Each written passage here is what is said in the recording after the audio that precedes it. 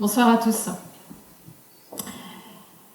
Il y a des organisations qui parlent à des clients qui s'ignorent. Il y a des organisations qui mettent le client au cœur de tout. Mais il y a aussi des organisations où le client a été perdu de vue. Parce que finalement, il y a 1000 manières de perdre de vue son client. Il disparaît, il n'a plus besoin de vous, il vous oublie, vous l'oubliez. Et puis il y a aussi des organisations qui ont pour objectif d'avoir le moins de clients possible. C'est le cas de l'organisation dans laquelle je travaille. Bonsoir, je m'appelle Anne-Léone Campanella et je suis directrice du programme digital de Pôle emploi.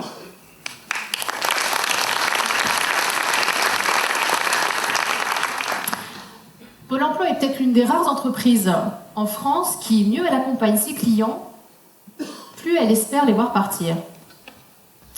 Et je vais vous raconter ce soir comment la culture digitale s'installe dans notre établissement. Mais tout d'abord, quelques éléments de contexte. En France, on a environ 6 millions de personnes inscrites dans les fichiers de Pôle emploi. 6 millions. 3,5 millions si on compte exclusivement les personnes qui sont tout de suite disponibles pour retrouver un emploi. 6 millions et 25 000 conseillers. Et 2 questions. Comment faire en sorte de recentrer l'activité de nos conseillers vers les publics qui en ont le plus besoin? Comment faire en sorte de rendre l'emploi plus facile et d'autonomiser un maximum de demandeurs d'emploi? N'oubliez pas qu'à Pôle emploi, un bon client est un client qui s'en va parce qu'il a retrouvé un boulot. Un bon client à Pôle emploi et un client satisfait est un client qui ne reste pas. Alors nous avons une conviction. Cette conviction, c'est que le digital peut nous permettre d'accélérer l'accès à l'emploi et peut nous permettre que nos conseillers se ressentent vers les publics les plus en difficulté. Eh bien, cette conviction et ce diagnostic, nous l'avons pesé. Et on a mené 5 grandes révolutions. En plus, mais je vais vous en parler de 5 en tout cas.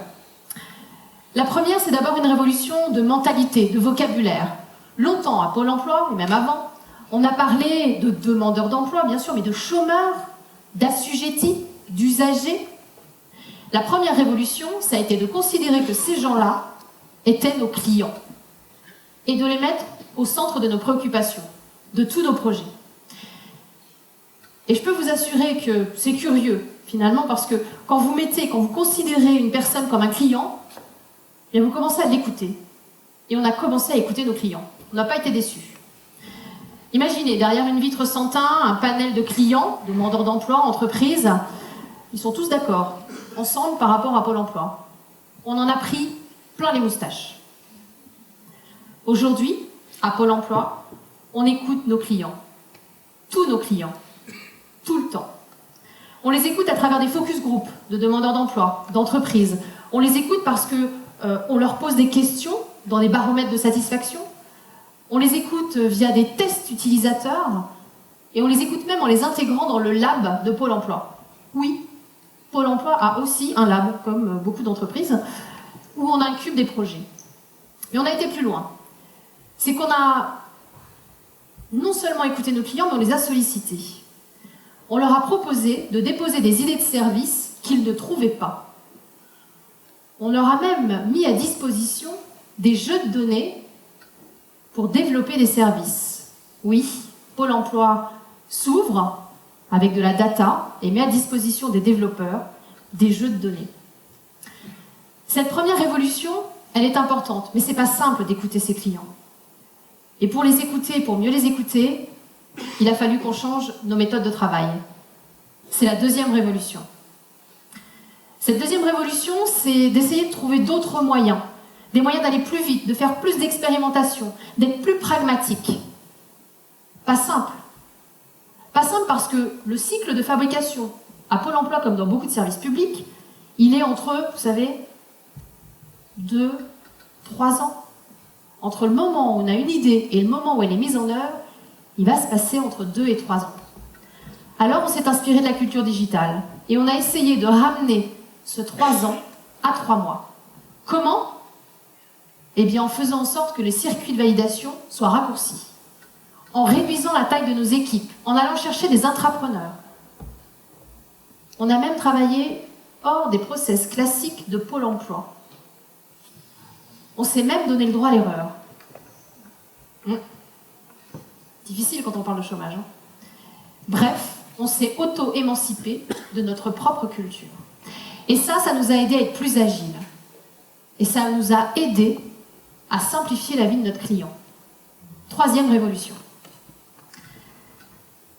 Alors on a simplifié la vie de nos clients sur beaucoup de process, je vais vous en parler de 3.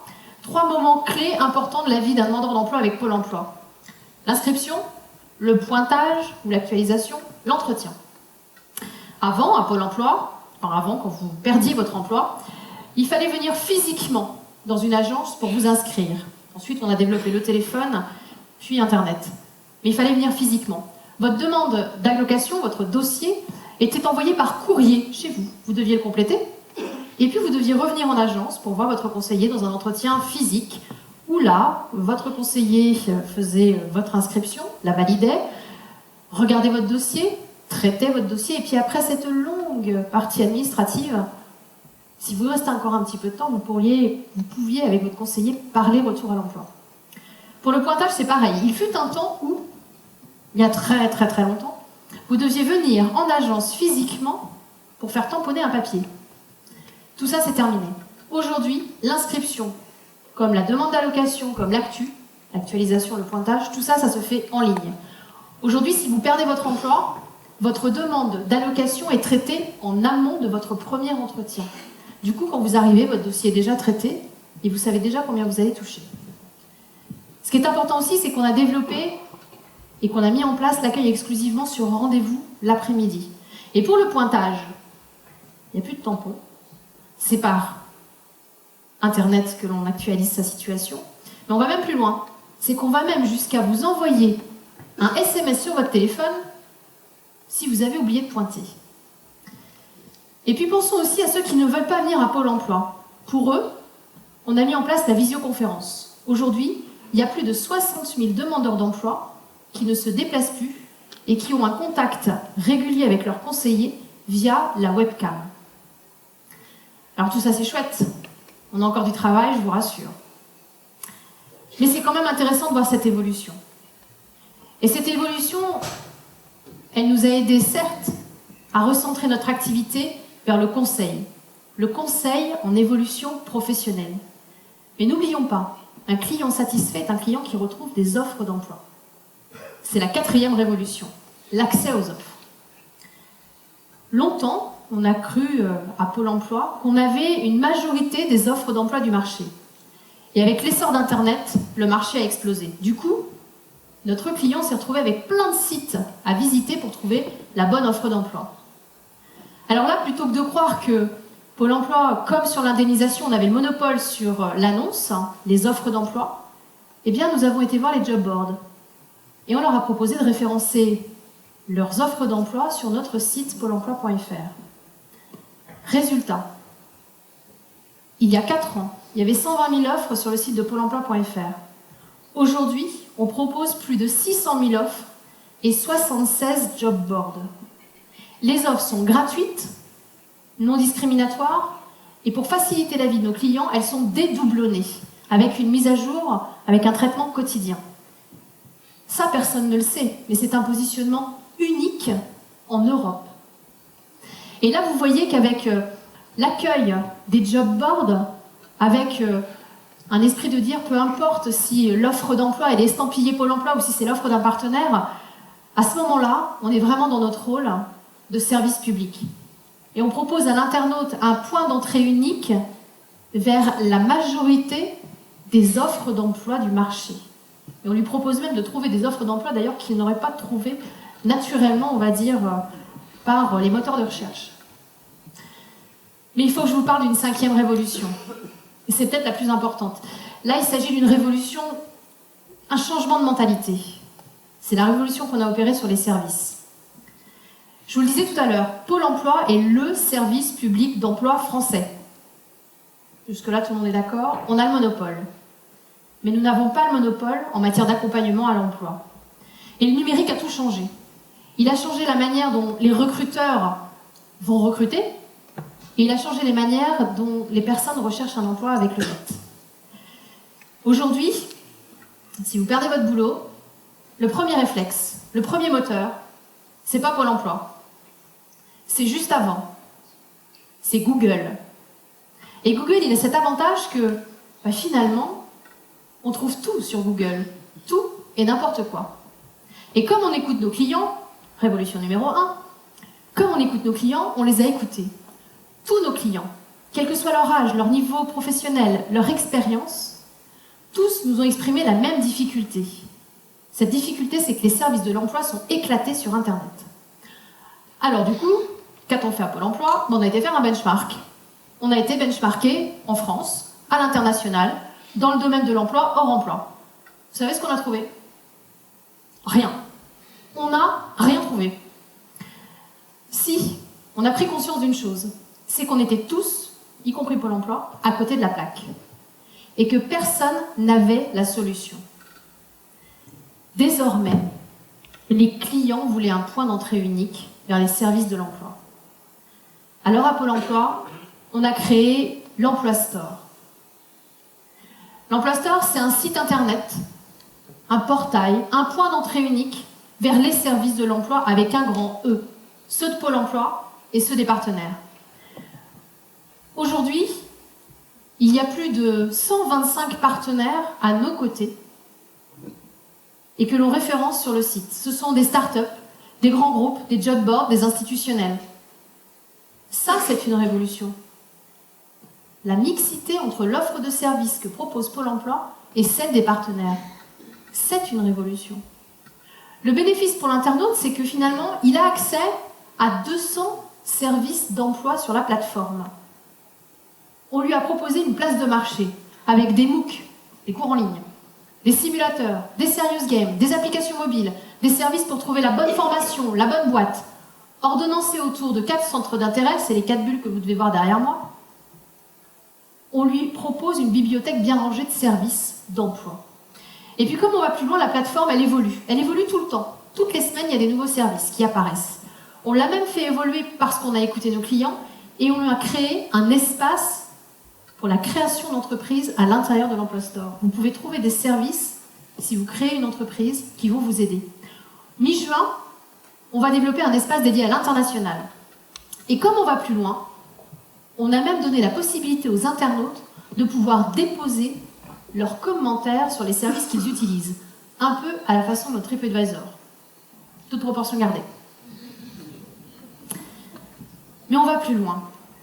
Parce que cette place de marché, finalement, elle s'adresse plus particulièrement à des personnes qui ne voudraient pas venir à Pôle emploi, mais qui estiment que le référencement de services par Pôle emploi est un gage de sérieux. Cette plateforme, elle s'adresse bien sûr aux demandeurs d'emploi. C'est même un outil de travail pour nos conseillers. Petit clin d'œil à Vincent. Vous savez, quand vous allez chez Darty, le vendeur, il surfe sur un site internet qui ressemble comme 2 gouttes d'eau à celui que vous avez utilisé pour faire votre commande. Eh bien, l'Emploi Store, c'est pareil. C'est la même interface pour l'internaute comme pour le conseiller, et c'est un vrai outil de travail.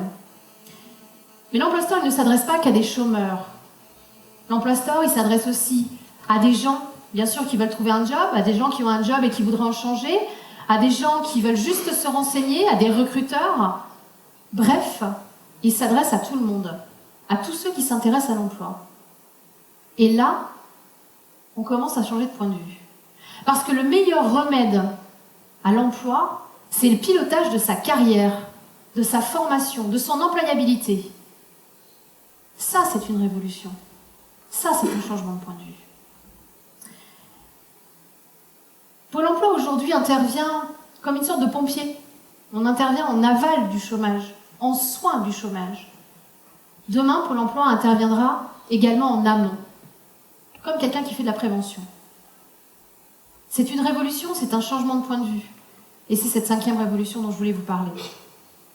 Alors, vous voyez, toutes ces révolutions, elles accélèrent l'accès à l'information et sont un gain de temps pour l'internaute comme pour les conseillers. Toutes ces révolutions de pensée, de méthode, de service, elles sont là pour nous dire que Pôle emploi est en train d'évoluer et elles sont en train d'inventer le Pôle emploi de demain.